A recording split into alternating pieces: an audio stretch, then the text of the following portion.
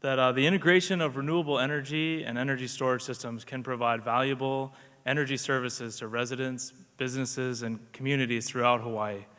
Innovation in this area will increasingly be required to meet the needs of customers and achieve the state's clean energy goals. Joining us this afternoon to discuss two case studies are Ted Peck and Jim Kepi. Jim is a Maui resident with an aim to create an Internet of Energy smart ecosystem for distributed energy resources. He has a background in electrical engineering, physics, and mathematics with over 15 years of product development experience. He is currently product manager for NSYNC Energy Systems. Ted has worn many hats in Hawaii, including administrator of the State Energy Office, principal at Booz Allen Hamilton, and solutions manager at Johnson Controls. He is now CEO and lead developer for Holu Energy. Please join me in welcoming Jim and Ted to the stage.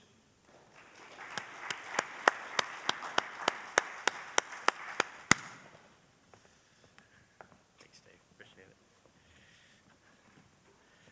Okay. Aloha and thank you. The slide says microgrids across the meter because while historically we've seen distributed PV decrease grid strength, as noted in the HNEI Oahu Distributed PV Grid Stability Study Part 3, hat tip to the gents that are coming on next, the combination of renewable distributed generation with storage, providing the ability to dispatch with advanced power electronics, creates opportunities for value streams on both sides of the meter. We firmly believe the next generation of distributed resources will be characterized by across-the-meter capability, strengthening the grid. NSYNC's patented AutoSync DC bus is a leader in this as a modular control platform, simple, scalable, reconfigurable with 4-quadrant bidirectional inverters embedded and a grid capability, which Jim actually will discuss in a little bit. We employ this technology on these two sites, which will take a couple minutes to walk through. Okay. Century West is a 352-unit condo in the Salt Lake area near the airport in Honolulu. They ran a competition for selecting a PV project. The system which we proposed for the common area loads was more economical for them than a straight net metered set of systems with a generator, based on the ability to overproduce and then to shift peak during the day and deliver that energy outside of the solar day, as well as providing resilience for a common area emergency lights and a bank of 4 elevators for 22 floors of building. As you see here on the slide, it is mounted on a canopy on top of the parking lot, a 4-story parking lot. Holu's modeling capability allowed us to work with NSYNC's engineering team to design an economic system with power chemistry batteries for power requirements and energy chemistry batteries for bulk energy delivery. The real strength of these systems, as I mentioned earlier, is the Matrix AutoSync DC bus, which is the blue background of the blue spline that runs through these cabinets in this diagram.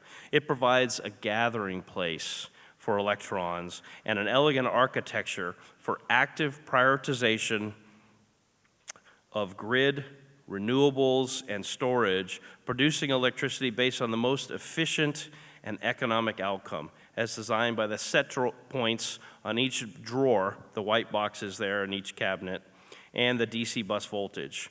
The AutoSync DC bus allows for the use of hybrid storage to meet a broad range of requirements so that we can use the best, most cost-effective solution for a particular set of needs. The GID, which is the box in the upper left connecting the system to the grid, is the GID stands for the grid isolation device. It is slaved to the inverter that is grid connected. If the grid goes down, the inverter AC output shuts off per UL 1741, but it also opens the GID. Then the inverter can come back in a voltage control mode and power the vital loads islanded from the outage. So this first picture of a moderately good solar day, let me deconstruct it here for a little bit for you. The PV generation, as you'd expect, is in yellow. The blue line shows the site load throughout the day. The green is storage being meeting load, exported to load. The purple is the PV direct to load, and then above that, of course, is PV direct to storage. And the orange line, the purple is the PV direct to load, and the orange is resultant load impact to the grid. Storage has the potential to cut off the duck's head, significantly reducing or eliminating that site's contribution to evening peak, if so configured, and in fact is so configured at Century West currently. Now, alternatively, based on the site's requirements, the time of storage direct to load can be shifted to the early morning so that the state of charge of the storage has as much energy through the night, providing the most resilience for that facility. This configuration has some costs. It's somewhat less efficient and increases the risk that the energy storage system will start the solar day not fully discharged, negatively impact the delivered energy and project economics. For many facilities, however, this resilience is a priority and it is bankable value, while grid services is seen by many building owners as an impermanent temporary upside. These costs for resilience are worth it to those facilities. The second site that I wanted to mention and talk to you about is the University of the Nations cafeteria in Kona. It's a private university. That cafeteria itself is a shelter for the community with an associated Community Emergency Response Team, or CERT program. The relatively new facility is a center for the campus with a multimedia data center and culinary school under construction in the building. We covered the roof with bifacial panels and used part of the electrical room and a tunnel behind the building to contain the power electronics and the energy storage systems. Again, looking at the architecture diagram, you can see it's similar to Century West with the matrix technology as the backbone with drawers for PV and energy storage, again, both power and energy assets. You'll note, though, that the cafeteria is normally on a circuit of individual voltage and frequency, as you see there on the left, with two 125 kW inverters at the bottom left of the diagram that provide that power connected to the grid from a power perspective, but actually off-grid from a voltage and frequency perspective. The interconnected inverter, the third one on the bottom right of the left cabinet, allows for energy flow both directions, providing excess generation from the PV plus storage to supply the rest of the campus when overproducing, and for the grid to provide power to the cafeteria at night when the energy storage system is depleted. The rectifier and transfer switch provide added resilience to the cafeteria. These systems each have design objectives aligned to these three high-level areas: resilience, economics, flexibility. Resilience, in this microgrid perspective, from our thinking, has three components in a practical sense: a ride through of momentary outages, the ability to get distributed generation systems providing power when the grid is down, and power for long-term outages if necessary.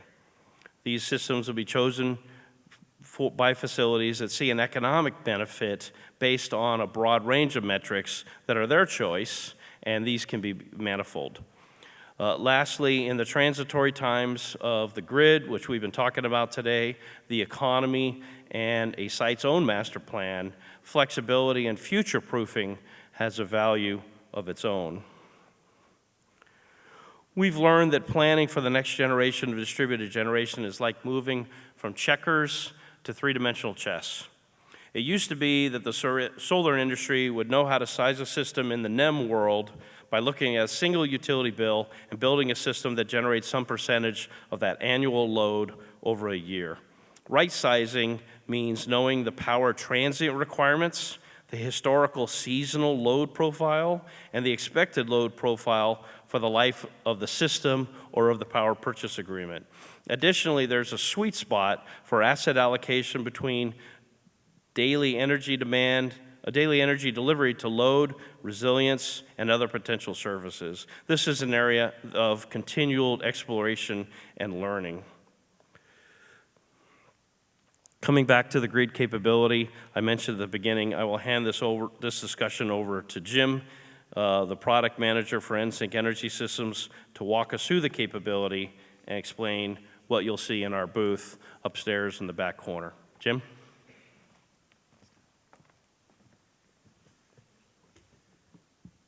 Thanks, Ted. Throughout the case study, Ted highlighted how NSYNC Energy technology converts intermittent, behind-the-meter distributed energy resources to on-demand, dispatch-ready assets. As NSYNC continues to grow its number of commercial site projects on the Hawaiian Islands, more and more dispatchable behind-the-meter renewable generation will become available for grid requests. Today, I'll be showing the commercial sites in the case study, University of the Nations and Century West, operating real-time, along with the mainland site at NSYNC headquarters near Milwaukee, Wisconsin. You'll be able to see for each site real-time PV production, energy storage state of charge, and power flows to the grid. In addition to the real-time monitoring, I'll be initiating simulated grid requests for power and showing real-time coordinated response of the connected sites exporting available power to the grid. As Ted mentioned in the intro, historically the increase in renewable distributed energy resources connected to the grid has decreased grid stability. NSYNC technology has the ability to reverse that trend by taking DERs controllable and by turning these DERs into controllable on-demand energy assets. In particular, NSYNC integrates energy storage with renewables using its patented matrix energy management system.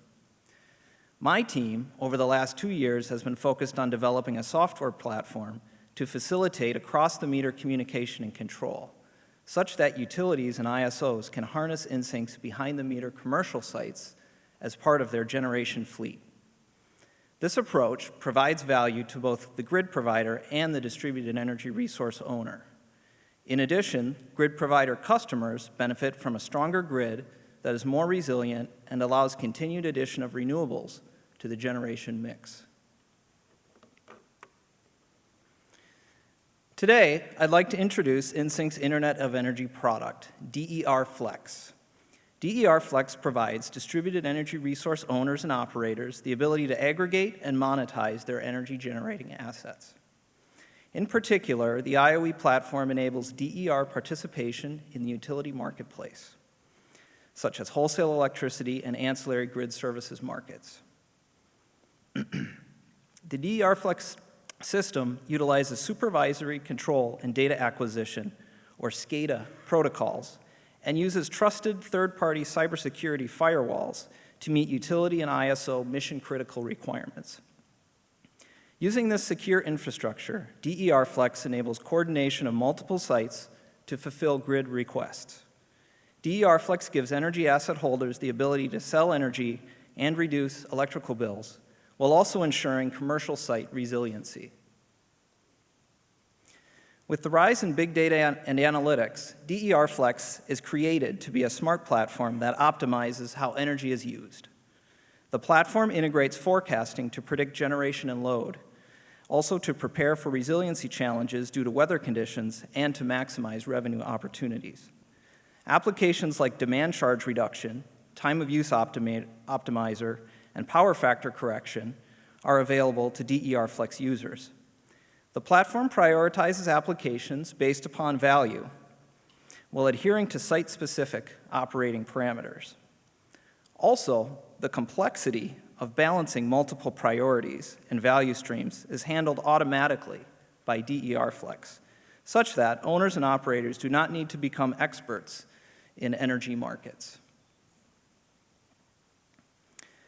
DER Flex enables aggregation of various behind-the-meter customer types that are common in Hawaii, such as residential customers, commercial customers, and industrial.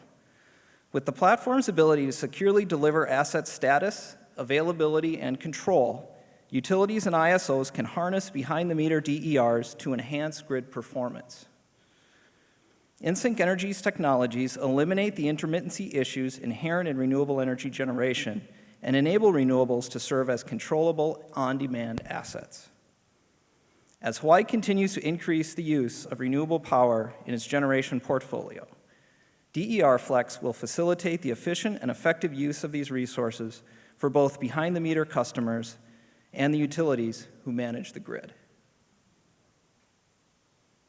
Thank you very much for your time today, and I look forward to seeing you at the InSync booth.